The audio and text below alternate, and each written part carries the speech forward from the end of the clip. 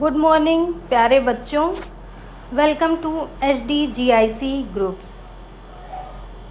Last video में हमने पढ़ा था क्लास 10th का सामाजिक विज्ञान में फर्स्ट चैप्टर संसाधन एवं विकास, जो कि अधूरा था। आज हम उसी को कंटिन्यू करेंगे और आगे पढ़ेंगे कि लाल मिट्टी क्या होती है और उसकी विशेषताएं क्या होती हैं। अब हम लेसन शुरू करते हैं।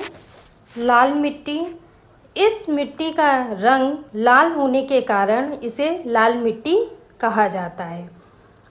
जैसा कि हमने आपको पहला ही बताया था कि लाल रंग के कारण इस मिट्टी को हम लाल मिट्टी कहते हैं।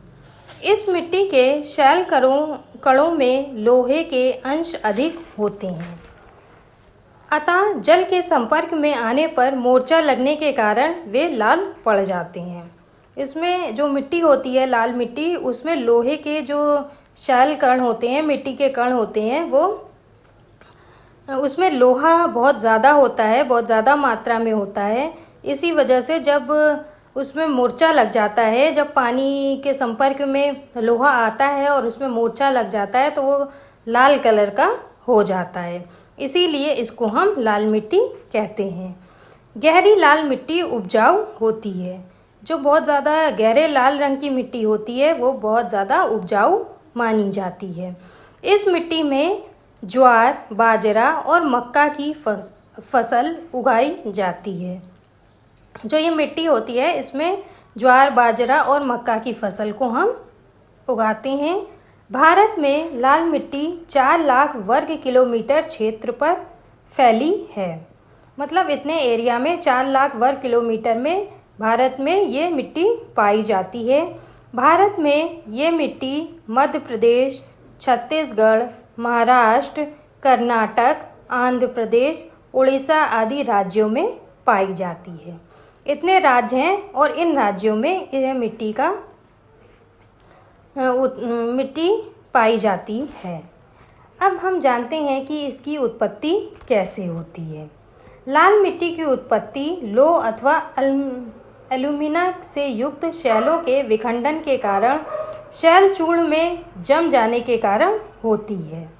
जब लाल मिट्टी जो कि शैल के टूटने से बनती है, तो जब वो उसमें लोहे और एल्यूमिना इन दोनों मात्रा के कारण ये मिट्टी जम जाती है। शैल चूर्ण में उपलब्ध लोहे के कण नमी पाते ही मोर्चा लग जाने पर लाल हो जाते हैं। और जो ये चूर्ण होता है इसमें जब नमी मिलती है या जल के जब संपर्क में आते हैं तो इसमें मोर्चा लग जाता है और मोर्चा लग जाने के कारण ये लाल कलर का हो जाता है, जिससे कि लाल मिट्टी का जन्म होता है। तो इसकी विशेषताएं निम्नलिखित हैं। पहली विशेषता है लाल मिट्टी का रंग लोह कणों पर मोर्चा लग जाने के कारण लाल हो जाता है। दूसरा है ये मिट्टी शुष्क और कम उपजाऊ होती है। शुष्क यानी कि इसमें नमी नहीं होती है, सूखी मिट्टी होती है और इस वजह से ये कम उपजाऊ होती है। तीसरा पॉइंट है वर्षा ऋतु में लाल मिट्टी में विद्यमान लोहे के ऑक्साइड ऊपर आ जाते हैं। लोहे मिट्टी में जो ये लाल मिट्टी होती है इसमें लोहे के तत्व होते हैं और जब वर्षा होती है तो ये लोहे के तत्व ऊपर आ जाते हैं। इसी वजह से ये कम उपजाऊ होती है। चौथा है लाल मिट्टी में अघुलनशील मोटे मोटे कणों की प्रधानता होती है। बहुत सारे मोटे मोटे कण होते हैं जो कि घुलते नहीं हैं, यानी कि अघुलनशील। जो कण घुलते नहीं हैं ऐसे कण इस मिट्टी में यानी कि लाल मिट्टी में बहुत ज़्यादा पाए जाते हैं। तो ये हो गई लाल मिट्टी और उसकी विशेषताएं। अब हम नेक्स्ट टॉपिक पे आते हैं जो है मृदा अपरदन। मृदा अपरदन क्या होता है, इसके विषय में हम अब पढ़ते हैं। मिट्टी की ऊपरी मुलायम, भुरभुरी तथा उपजाऊ परत को कट कर उड़ जाना या बह जाना मिट्टी का कटाव यानी कि मृदा अपरदन कहलाता है। मिट्टी यानी कि मृदा। तो मृदा अपरदन यानी कि मृदा कैसे बेकार हो जाती है या बह जाती है, तो वो क्यों हो जाती है? क्योंकि मिट्टी हमेशा मुलायम होती है और भुरभुरी होती है। तो जब हवा चलती है तो थोड़े थोड़े जो मिट्टी के कण होते हैं वो उड़ जाते हैं, या जब बहुत ज़्यादा पानी होता है और मिट्टी का कटाव होता है तो उससे भी बह जाती है मिट्टी। तो यही दो कारण हैं, इन्हीं के कारण मृदा अपरदन होता है और यही मृदा अपरदन कहलाता है। भूमि के कटाव को मिट्टी के लिए रेंगने वाली मृत्यु कहा जाता है। भूमि के कटाव को मिट्टी के लिए, जब भूमि का कटाव होता है तो मिट्टी के लिए वो क्या होती है? एक रेंगने वाली मृत्यु, की वो धीरे धीरे रेंग कर इधर उधर हटकर मिट्टी मर गई, यानी कि मिट्टी बह गई, मिट्टी बर्बाद हो गई। कटाव से भूमि कृषि के लिए बेकार हो जाती है, और जब मिट्टी का कटाव हो जाता है तो वो जो भूमि होती है वो कृषि के लिए उपजाऊ नहीं रह जाती है, वो बेकार हो जाती है। ये एक ऐसा रोग है जो भूमि को धीरे धीरे निर्बल और बेकार बना देता है। मृदा अपरदन से क्या होता है कि मिट्टी सब बह जाती है, तो धीरे धीरे जो भूमि होती है वो एकदम बेकार हो जाती है, उपजाऊ नहीं रह पाती है। भारत में तीव्र वर्षा, वनों के अंधाधुंध कटाव, कृषकों की अज्ञानता, सरकार की उदासीनता एवं फसल चक्र का प्रयोग न होने के कारण कटाव की समस्या गंभीर बनी हुई है। ये एक कारण है। पहला कौन सा कारण है कि तीव्र वर्षा, यानी कि जब बहुत ज़्यादा वर्षा हो जाती है, तेज़ वर्षा, तो उससे मिट्टी बह जाती है। दूसरा है कि अंधाधुंध कटाव, बहुत सारे जो पेड़ हैं वो हम लोग क्या हमेशा काटे जाते हैं, तो नहीं तो जो पेड़ों की वजह से मिट्टी रुकी रहती है अपने स्थान पे, और जब पेड़ नहीं होंगे तो क्या होगा? वो जो मिट्टी है वो बह जाती है या उड़ जाती है। तीसरा है कि कृषकों की अज्ञानता, जो हमारे फार्मर्स हैं, किसान हैं, वो लोगों को जानकारी नहीं होती, इस वजह से भी मिट्टी का अपरदन हो जाता है। चौथा है इसमें सरकार की उदासीनता, और जो सरकार है हमारी वो भी इसमें कोई भी नहीं अपना योगदान करती है, इसी वजह से ये मतलब कोई भी ऐसे नियम नहीं बनाती है जिससे कि मिट्टी को हम रोक सकें अपरदन करने से। एवं फसल चक्र का भी ठीक से प्रयोग नहीं किया जाता है, इन वजह से मिट्टी का कटाव हो जाता है और ये बहुत बड़ी समस्या है। अब हम जानते हैं कि मृदा अपरदन यानी कि भूमि के कटाव को हम कैसे रोक सकते हैं। पहला इसमें पॉइंट है वृक्षारोपण। वृक्षारोपण यानी कि अधिक से अधिक हमको पेड़ लगाना चाहिए। भारत में भूमि का कटाव रोकने का सर्वोत्तम उपाय वृक्षारोपण है। वृक्षारोपण द्वारा हरित पट्टी बनाकर इस समस्या का समाधान किया जा सकता है। वृक्ष लगा के हरित पट्टी बना देंगे तो इससे क्या होगा? जो भूमि का कटाव है, मिट्टी का कटाव है, वो नहीं होगा। वृक्ष वर्षा के जल के प्रहार को रोककर बाढ़ के प्रवाह को नियंत्रित करके तथा मरुस्थल के प्रसार को रोककर भूमि के कटाव को रोकने में सक्षम हो जाते हैं। जब पेड़ होंगे तो जो वर्षा का जल होगा वो उस पेड़ से रुक जाएंगे और मिट्टी बहेगी नहीं, भूमि का अपरदन नहीं होगा। यही सब कारण हैं जिससे कि वृक्ष हमारे लिए बहुत ज़्यादा उपयोगी हैं और हर व्यक्ति को वृक्ष ज़रूर लगाने चाहिए। दूसरा इसमें है पॉइंट बांध बनाकर।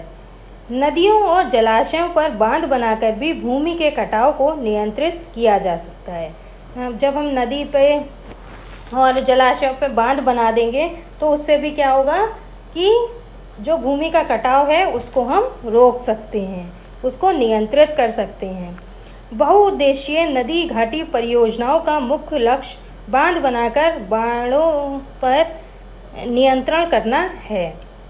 बहुउद्देशीय जो नदी घाटी परियोजना है, जो कि आपके कोर्स में भी आपने पढ़ी हैं, तो उससे क्या होता है, उससे बांध बना दिए जाते हैं, जिससे कि जब बाढ़ आए या फिर जब अधिक वर्षा हो तो उससे हम बाढ़ के पानी को नियंत्रित कर सकते हैं, रोक सकते हैं।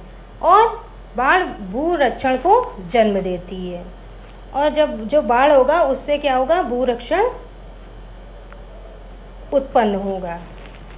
खेतों की मेड़बंदी, तीसरा पॉइंट है इसमें कि खेतों के किनारे किनारे क्या करना चाहिए, खेतों के चारों ओर ऊंची ऊंची मेड़ बना देनी चाहिए, जिससे कि भूमि के कटाव को रोका जा सकता है।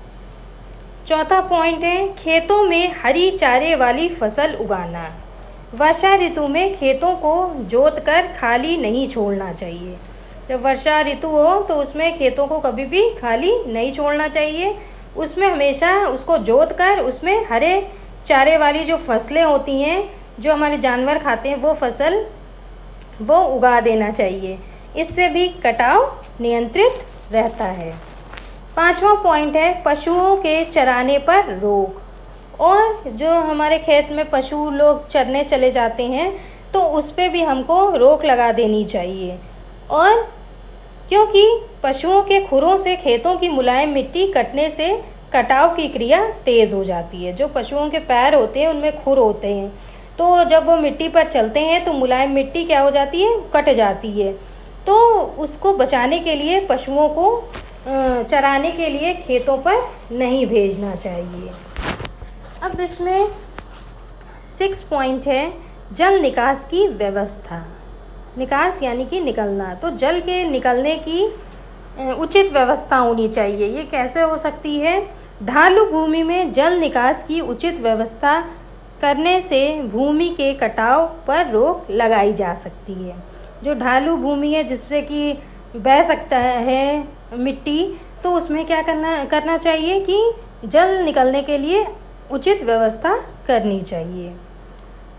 और इसमें लास्ट पॉइंट है सीढ़ीदार खेत बनाकर।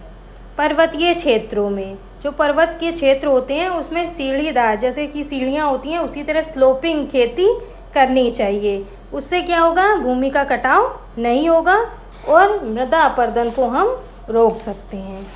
तो यही सब कारण हैं जिससे कि हमारी मिट्टी उपजाऊ नहीं रह जाती है। इस वजह से हमको मृदा अपरदन को रोकना चाहिए और खेती अच्छे से करनी चाहिए। अब है इसमें कि भूमि निम्नीकरण क्या होता है। भूमि निम्नीकरण यानी कि भूमि वो महत्वपूर्ण प्राकृतिक संसाधन है जिसका उपयोग हमारे पूर्वज प्राचीन काल से पीढ़ी दर पीढ़ी करते आए हैं। भूमि एक ऐसा प्राकृतिक संसाधन है जो कि हमको प्रकृति से प्राप्त हुआ है, जिसका उपयोग आज से नहीं बल्कि जब से इस सृष्टि का निर्माण हुआ है तब से ही लोग जो हैं इसका उपयोग करते चले आए हैं। हमें भूमि संसाधन को भावी पीढ़ियों के उपयोग के लिए भी सुरक्षित रखना होगा। भावी पीढ़ियां यानी कि जो आने वाली पीढ़ियां हैं उनके लिए भी हमको इस भूमि को सुरक्षित रखना पड़ेगा। हमें आवास, भोजन, वस्त्र तथा उद्योगों के लिए कच्चे माल भूमि से ही मिलते हैं। आवास यानी कि घर बनाने के लिए, भोजन के लिए, वस्त्र के लिए और उद्योग के लिए जो भी कच्चा माल प्रयोग किया जाता है वो सब हमको भूमि से ही मिलता है। इसके लिए आवश्यक है कि भूमि में के निम्नीकरण पर लगाई जाए और इसके सुरक्षित बने रहने के लिए प्रयत्न किए जाएं। भूमि के निम्नीकरण के लिए मानवीय क्रियाकलाप ही उत्तरदायी है। मानव की इन क्रियाओं से प्राकृतिक बलों को भी इस कार्य से अपनी भूमिका निभाने में योगदान दिया है। तो जो हमारी भूमि है उसमें बहुत ज़्यादा क्या हो गई है, वो निम्नीकृत हो गई है और आने वाली पीढ़ियों के लिए और जितना भी हमको कच्चा माल चाहिए अपने घर बनाने के लिए या फिर भोजन, वस्त्र या फिर किसी भी उद्योग के लिए, तो उसके लिए भूमि की बहुत ज़्यादा आवश्यकता होती है। और ये निम्नीकरण क्यों हुआ, किसने किया, वो सब मानवीय क्रियाकलापों यानी कि जो मानव द्वारा कार्य किए जा रहे हैं उन्हीं की वजह से ये निम्नीकरण होता है। अब हम आते हैं कि इसको हम कैसे बचाएंगे, भूमि का हम संरक्षण कैसे करेंगे। तो इसके उपाय अब हम पढ़ते हैं। पहला है कि वृक्षारोपण युद्ध स्तर पर करवाया जाए। युद्ध स्तर यानी कि बहुत सभी लोग जो हैं, जितनी भी जनसंख्या है भारत में, सभी व्यक्ति वृक्षारोपण करें। दूसरा है चारागाहों को उचित प्रबंधन किया जाए। जो पशु लोग होते हैं वो खेतों में चले जाते हैं भोजन के लिए, तो ऐसा नहीं करना चाहिए। उनके लिए चारागाहों की उचित व्यवस्था करनी चाहिए। तीसरा है पशु चारण पर नियंत्रण लगाया जाए। यही बात हो गई कि जो पशु हैं वो लोग खेतों पे ना जाएं, वो लोग के लिए अलग से चारा का इंतज़ाम किया जाए और उसकी पूरी व्यवस्था की जाए। फोर्थ पॉइंट है वृक्षों की रक्षक मेखला बनाने को बढ़ावा दिया जाए, कि वृक्ष पहले लगाएं और फिर उसकी रक्षा भी सब लोग करें। फिफ्थ है बंजर भूमि तथा खनन व्यवस्था का उचित प्रबंधन किया जाए। जो बंजर भूमि है यानी कि जिस पे खेती नहीं की जा सकती वो भूमि, और जहाँ पर खनन होती है उसका भी उचित प्रबंध किया जाए। और इसमें लास्ट पॉइंट है किस तरह से हम भूमि को संरक्षित रख सकते हैं। औद्योगिक जल की निकास व्यवस्था का समुचित प्रबंध किया जाए। जो औद्योगिक जल हैं, जो कि हमारी फैक्ट्रियों से जल निकलते हैं केमिकल वाले, उन सब की निकलने के लिए अलग से अच्छी व्यवस्था की जाए। तो अगर हम इस सभी चीज़ों को अपनाएंगे, इन सभी उपायों का प्रयोग करेंगे, तो हम अपनी भूमि को संरक्षित कर सकते हैं और जो हमारी आने वाली पीढ़ियां हैं वो भी इस भूमि को संसाधन के रूप में प्रयोग कर सकती हैं। आई होप कि आपको ये लेसन अच्छे से समझ में आ गया होगा, और अगर इससे रिलेटेड कोई भी प्रॉब्लम है या आपकी कोई भी क्वेरी है तो आप कमेंट बॉक्स में लिखकर क्वेश्चन पूछ सकते हैं। और अब हम मिलते हैं अपने नेक्स्ट क्लास में, भूगोल को ही कंटिन्यू करेंगे और उसका चैप्टर जो है वन एवं वन्य जीव संसाधन, इनको हम डिटेल में पढ़ेंगे और अच्छे से सीखेंगे कि ये क्या होता है। आप इस चैनल को सब्सक्राइब ज़रूर करें और वीडियो पसंद आए तो लाइक ज़रूर करें। धन्यवाद।